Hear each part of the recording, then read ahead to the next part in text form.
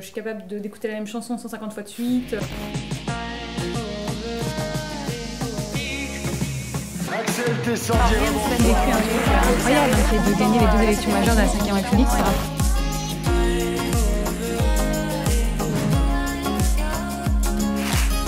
Moi je crois beaucoup à l'obsession, la petite voix, vous pensez bon ben, de toute façon ça, elle va se taire et puis en fait elle se tait jamais.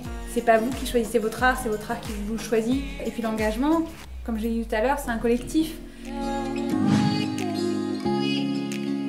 Moi, je suis une actrice de la société civile, j'ai eu un engagement effectivement pendant quelques mois, mais moi je me suis vue comme une citoyenne qui décidait de s'engager, pas du tout comme une femme politique. Je me suis jamais pensée comme ça et la suite à la fin de la campagne m'a prouvé que j'étais restée cohérente dans ma vérité. Parce que aussi dans l'engagement, il faut écouter sa petite voix à soi. Je vois ce que la technologie va transformer. Moi je pense plus peut-être en termes sur la forme. Plus on a des robots, plus on est dans l'efficacité, plus nous on doit cultiver notre humanité. Ce qu'on appelle un peu les soft skills, c'est-à-dire l'empathie, on en a parlé ce matin, la bienveillance, la vulnérabilité, l'émotion.